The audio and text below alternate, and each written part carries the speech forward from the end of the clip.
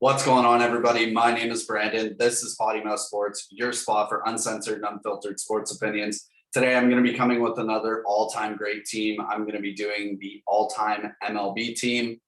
Before I get started, if you like my content, like, comment, subscribe, let me know what you think. I appreciate all the support that I get on the channel and on social media as well. This is going to be another analytical video. The way I did it was I did a starter and a backup for each position, and I picked 5 starting pitchers and 5 relief pitchers. I know that on the screen there's space for more, but I can't really be bothered to do more. Fuck that.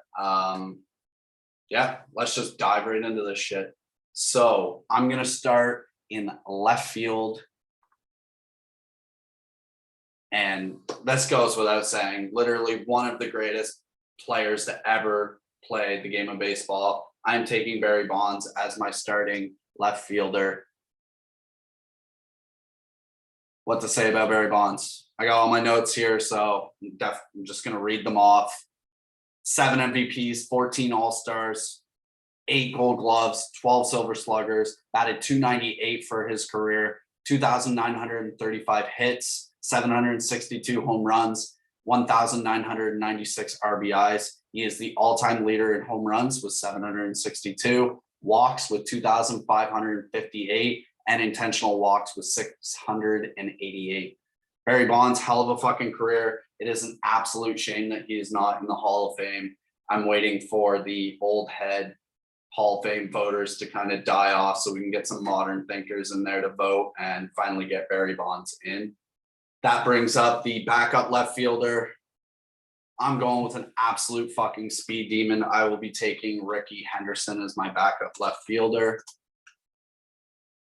What to say about Rick? Rick's won 1 MVP, 10 All-Star appearances, 1 Gold Glove, 3 Silver Sluggers, won 2 championships, batted .279 for his career, 3,055 hits, 297 home runs, 1,115 RBIs. He is the all-time leader in runs with 2,295 and in stolen bases with 1,406 stolen bases. Absolute fucking speed demon on the bases. He has the record for most stolen bases in a season. I think it's in the 70s, like 78 or 79 or something like that. Absolutely fucking insane. I'm taking Rickey as my backup left fielder. That brings us into center field. Center field, again, one of the greatest players to ever play the game. I'm taking Willie Mays as my starting center fielder. It was a tough choice, but Willie Mays is beyond a doubt the best center fielder to ever play. 2 MVPs, 24 All-Star appearances. I will repeat that. 24 All-Star appearances, 12 Gold Gloves. Fucking glove is made of glue. 1 Rookie of the Year, 1 championship, batted .302 for his career, 3,283 hits, 660 home runs, 1,903 RBIs. Absolutely fucking insane. Willie Mays is a legend. And for my backup center fielder, I'm going to follow it right back with Mickey Mantle. Pinstripe pride. Mickey won 3 MVPs, 20 All-Star appearances, 1 Gold Glove, and 7 championships with the New York Yankees. Batted .298 for his career, 2,415 hits, 536 home runs, and 1,509 RBIs. Again, absolutely insane. Sorry, I forgot to select that while I was ranting off about Mickey and the Pinstripe Pride. That brings us into right field, and the Pinstripe Pride doesn't stop there. Best right fielder to ever play. Literally could play any fucking position, I bet. Just give him a bottle of fucking whiskey and he'll go out there and do it. Babe Ruth got traded for a bag of chips and some money to start a fucking theater. Thank you, Boston Red Sox. Babe Ruth, 1 MVP, 2 All-Star appearances, 7 championships, 3 with the Red Sox, 4 with the New York Yankees. Batted .342 for his career, 2,837 hits, 714 home runs, 2,214 RBIs. He is the reason Otania pitches and plays in the outfield. He's just a dynamic fucking duo of a player. He is the all-time leader in slugging percentage, .690, and in OPS 1.164. Babe Ruth, absolute fucking demon. Another Pinstripe Pride. And I'm going to follow up Babe Ruth with Hank Aaron. 1 MVP, 25 All-Star appearances, 3 Gold Gloves, 1 championship. Batted .305 for his career, 3,771 hits, 755 home runs, was the leading home run, all-time leader in home runs before Barry Bonds beat him out, but rightfully so. Barry send absolute fucking piss missiles to the outfield or out of the fucking park to begin with. And 2,297 RBIs for Hank Aaron, sorry. He is the all-time leader in RBIs with 2,297 and total bases with 6,856 total bases. Absolute fucking machine. That brings us up to first baseman. I'm sticking with the pinstripe pride again. I will be taking Lou Gehrig, aka ALS. And that isn't an insensitivity joke, so don't try and cancel me about that. He is the reason it's called Lou Gehrig's disease, you fucking idiots. 2 MVPs, 7 All-Star appearances, 6 championships with the New York Yankees. Batted .340 for his career. Absolute fucking insanity. 2,721 hits, 493 home runs, and 1,995 RBIs. Legend. For my backup, first baseman, I will be taking Stan Musial. 3 MVPs, 24 All-Star appearances, 3 championships. Batted .331 for his career, 3,630 hits, 475 home runs, and 1,951 RBIs. I mean, he had 900 hits more than Lou Gehrig, but sorry, Lou Gehrig doubled in the chips, so I'm definitely going to be taking Lou Gehrig on that. That brings us to second baseman. This is going to be a bit weird of a choice because this player literally played all over the field. I decided to put him in at second baseman because I believe he won his first Gold Glove as a second baseman, and really the outfield is already stacked, so I found that this would be the absolute perfect position to put him in. I'm going with Charlie Hustle, aka Pete Rose, as my starting second baseman. 1 MVP, 1 World Series MVP, 17 All-Star appearances, 2-time Gold Glover, 1 Silver Slugger, Rookie of the Year, 3 championships. Batted .303 in his career, 4,256 hits, 160 home runs, 1,314 RBIs. That was a fucking confusing one. All-time leader in hits with 4,256, games played 3,562, and at-bats 14,053 at-bats. Absolute fucking insanity. Longevity. I think he had like a 20-year career, and then he fucking managed for the rest of his career. Absolute insanity. It is also a shame that he is not in the Hall of Fame as well, but hopefully him and Barry are going to be in the same class. That'll be absolutely fucking nuts. Now for my backup second baseman, this pick wasn't really on stats necessarily. It was more about what he did for the game. He was basically the reason why the Afro League and the MLB kind of merged into one league. The MLB allowed African-American players to play in the league. And everyone thanks him for it every single year by wearing his jersey number on his day to celebrate what he contributed to the game. I will be taking Jackie Robinson. And I'm not talking about one player wearing his number. Every player on every team in the league wears his number on this day. But Jackie Robinson, 1 MVP, 6 All-Star appearances, Rookie of the Year, 1 chip, batted .311 in his career, of 1,518 hits, 137 home runs, and 734 RBIs. Again, this wasn't a productive or production pick. This was more about what he did for the game. And thank you, Jackie, because it allowed even more talent to bloom in the Major League Baseball. And that will bring up third baseman. I'll do third baseman next. This one's really a no-brainer. I'll be taking Mike Schmidt as my starting third baseman. Mike Schmidt, 3 MVPs, 1 at World Series MVP, 12 All-Star appearances, 10 Gold Gloves, another glove of fucking glue, 6 Silver Sluggers, 1 championship, batted .267 for his career, 2,234 hits, 548 home runs, 1,595 RBIs. And the bat was there. It wasn't that. It's just he had really slow seasons at the end of his career and at the beginning of his career. And really, he was more of a fucking glove of glue. Like I said, 10 gold gloves. Can't fucking dispute that. This was where I was stuck for my backup third baseman. I was stuck between Wade Boggs, Chipper Jones, and George Brett. I kind of pinned them all against each other to just see accolades, stats, and accomplishments and everything. Whoever's calling me, stop calling me. But yeah, so I ended up going with George Brett.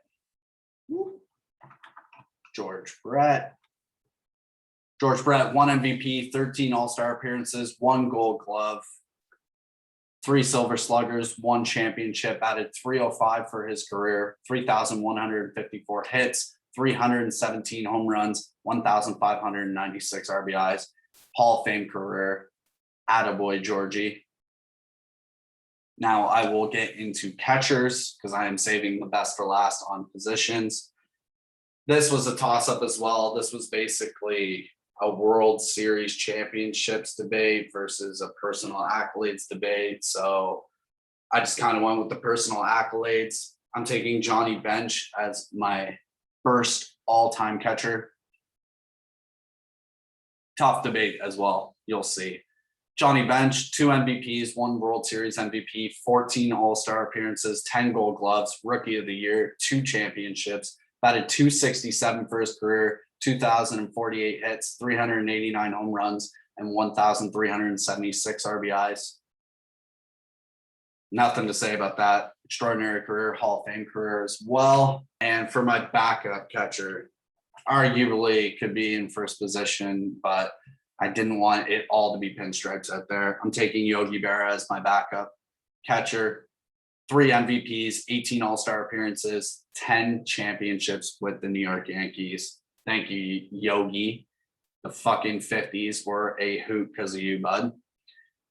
Batted .285 for his career, 2,150 hits, 358 home runs, and 1,430 RBIs. I mean, had more hits, had a better batting average, and more championships than Johnny Bench, but Johnny Bench just cleared him with the Gold Gloves and the MVPs. So, World Series MVP. And last but not least, that is bringing up our shortstops. This was more of a, personal choice. My favorite player of all time. Obviously, I'm going with him. I'm taking Alex Rodriguez as my starting shortstop. Alex Rodriguez, 3 MVPs, 14 All-Star appearances, 2 Gold Gloves, 10 Silver Sluggers, 1 championship in 2009 with the New York Yankees, batted .295 in his career, 3,115 hits, 696 home runs, 2,086 RBIs. He is the all-time leader in Grand Slams with 25. Absolutely fucking disgusting. My favorite player, hailing from Miami, Florida. Cannot wait to go see Alex Rodriguez Field here in the wintertime. And I'm going to follow it up with some more pinstripes. My backup shortstop, Derek Jeter, the captain. Derek won a World Series MVP, was All-Star MVP, 14 All-Star appearances, 5 Gold Gloves, 5 Silver Sluggers, 1 Rookie of the Year, and had 5 championships with the New York Yankees from, I believe, 1996 until 2009 when we won our last championship. We are winning one this year. I'm speaking that into existence. But Derek Jeter batted .310 for his career, 3,465 hits, 260 home runs, and 1,311 RBIs. He is the greatest Yankee of all time. He is the captain. Thank you for all that you did for our team, Derek. We all appreciate it.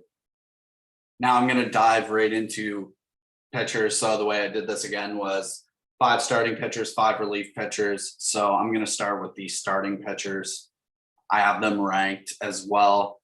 First pitcher, I mean, the fucking award is named after him. I'm obviously taking him first. I'm taking Cy Young as my number 1 pitcher, my ace.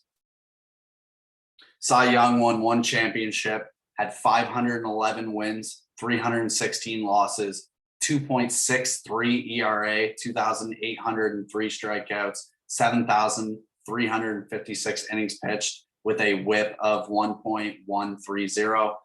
All-time leader in wins with 511, losses with 316, innings pitched 7,356, games started 815, and complete games was 749.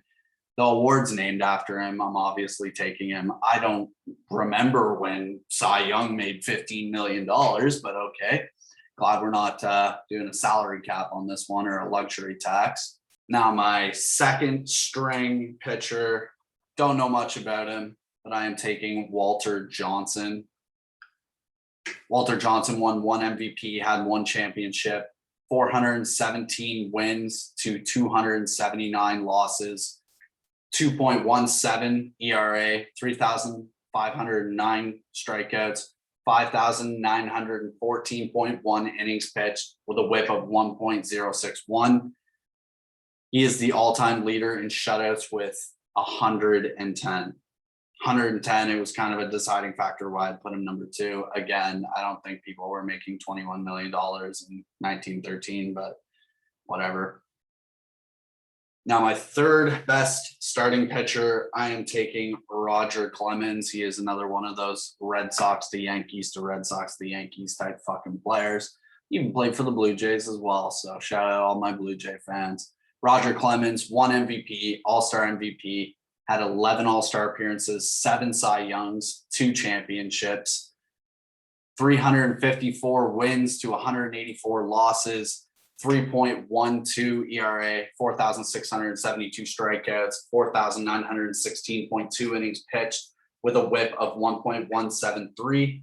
Roger Clemens, fucking dirty. And again, another one of those players that it is a shame he is not in the Hall of Fame. He will be in there soon along Barry Bonds, alongside Pete Rose as well. So just sitting patiently for that to happen. For my fourth starting pitcher, this was a debate, but I ended up going with this pitcher because he had a better win-loss ratio. I'm taking the unit. I'm taking Randy Johnson.